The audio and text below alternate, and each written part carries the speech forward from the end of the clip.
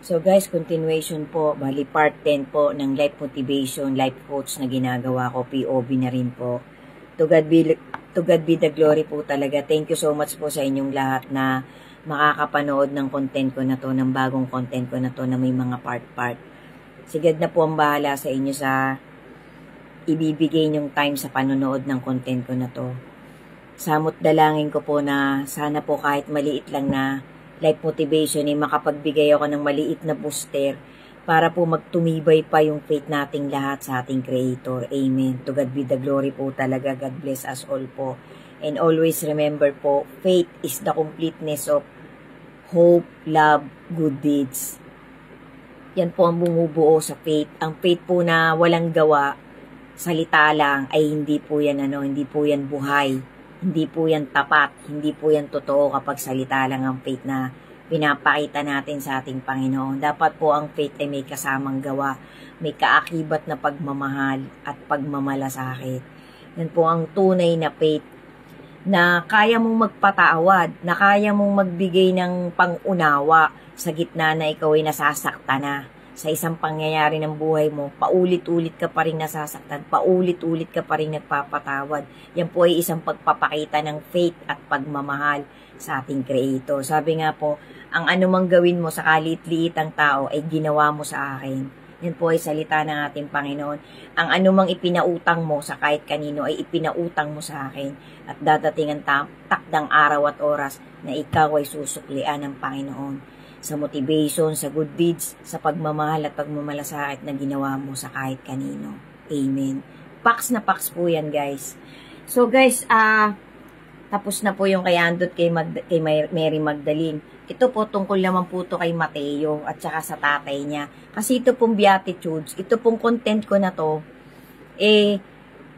pag ninilay-nilay ko po sa napanood kong dokumentary at sa nabasa ko rin po sa love letter ng ating Creator. Kayo na po ang bahalang mag-research, magbigay ng discretion nyo, ng sarili nyong opinion, ng sarili nyong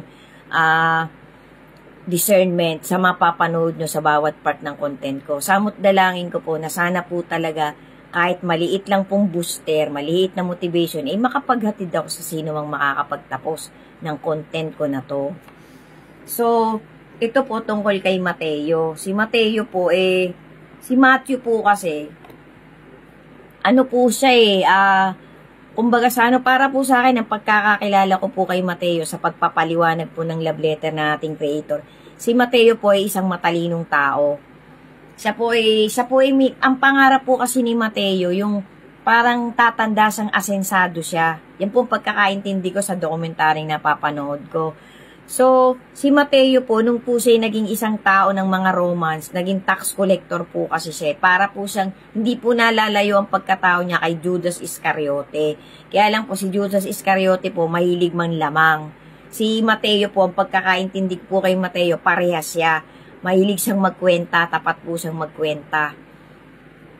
So, si Mateo po, parang ang intindi ko po sa kanyang life background, si Mateo po, pamula po nung naging tauhan siya ng Romans. Kasi ang Romans po talaga nung panahon na yun, kinatatakutan. Parang kailangan susunod ka sa reglamento, sa batas ng Romans. Kasi pag hindi mo sinunod, lumayas ka na sa lugar na kinatatayuan mo kasi posibleng dadaanin kanila sa dahas. Ganyan po ang mga Romans. Sila po talaga ang pinakasiga nung time na yun. Siga po sila, kumbaga sa term natin ngayon, astig sila. Ayaw nila nang sila masasapawan. Diyan po kilala ang pagkatao ng mga Romans. So, si Mateo po, nung naging tax collector po siya, parang nagalit po sa kanya mga kamag-anak niya, unang-una ng tatay at nanay niya, pati mga kapatid niya. Kasi nga po sila, para silang parang kalahati, para pagkaintindi ko po, halos kalahati yata ng kinikita nila, tax Kailangan yung kalahati ng kinikita mo, tax mo yun sa Romans. Ganun po, kasi pag hindi ka po sumunod sa kanilang batas, talagang malalagot ka. So, si Mateo po, nagkaroon po sila ng parang konting, may gap po siya sa kanyang tatay at nanay hanggang sa dumating ang punto na parang disowned, parang hindi na siya itinuring na anak ng kanyang tatay. Na parang naging matigas ang tatay niya na wala akong anak na na kagaya mo na parang naninikil, parang sinasakal mo mga tao, mga kababayan natin dahil sa paniningil mo ng buwis. So, parang i-analyze mo, parang tama din naman po talagang may tax eh. Kasi ang utos po kasi ng Panginoon, correct me if I'm wrong din po ulit, na magpasakop tayo. Yan po yung tumawid generation by generation. Kailangan po magpapasakop tayo sa batas ng tao para magkaroon ng kaayusan. Tapos, pero bago ka magpasakop sa batas ng tao, sumunod ka muna sa batas ng ating Creator para ang buhay mo mapabuti. So, bawat ano po talaga, may consequence. Merong, kasi sabi nga po, domino effect. May cause and effect. So, ibig sabihin, si Mateo po, sumusunod siya sa Romans. Hindi niya kasalanan kung ipapatupad niya yung batas ng Romans kasi tauhan siya ng Romans, dun siya nagtatrabaho. So, parang kumbaga sa excuse me po, walang personalan, trabaho lang. Parang ganun ng kay Mateo. Kasi si Mateo po, kumikita din po siya ng malaki. Kaya lang, minasama po yun ng pamilya niya, tsaka ng ibang mga kamag-anakan niya, pati ng mga kababayan niya. Kaya marami din pong galit kay Mateo. Then later on po, naunawaan din ng tatay at nanay niya. So, isa nga po sa alagad ng Panginoon, isa sa apostol si Mateo, tapat na apostol. So, nung natapos po yung Beatitudes, nasundot po ang puso ni Mateo. So, nagkaroon din po ng cause and effect yung salita ng Beatitudes ng ating Lord Jesus kay Mateo. Matindi po ang epekto. Si Mateo po, nag-console po muna sa kay Mary Magdalene. Parang huminga siya. Parang sinabi niya na, parang pinaigsi na lang po nung dokumentary na kailangan ba talagang bumalik ako sa tatay ko. Parang gano'n. Pero hindi niya direktang sinabi kay Mary Magdalene. Ang advice po sa kanya ni Mary Magdalene, guys, taong bago na tayo. Kasi sabi nga po, kapag ikaw ay sumunod na sa Panginoon, you are a new being. Bagong tao ka na. Yung mga dati mong buhay, lipas na yon. Binura na yun ng Panginoon. Tatahain mo na yung landas na papunta talaga sa Kanya. Iba na ang motivation mo.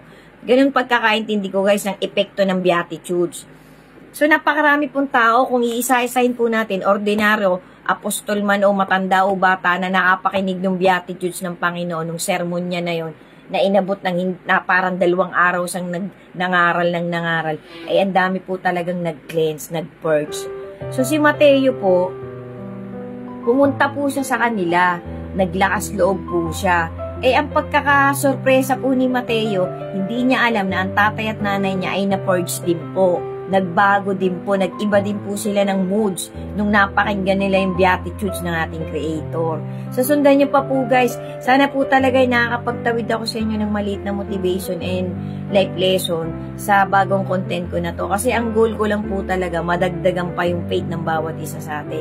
Kasi bawat salita po talaga ng Lord Jesus natin nung nabuhay siyang in body and flesh, talaga pong para po yung kutsilyo, parang tabak na magkabilang talas, napakatapang po, kumbaga sa kape matapang.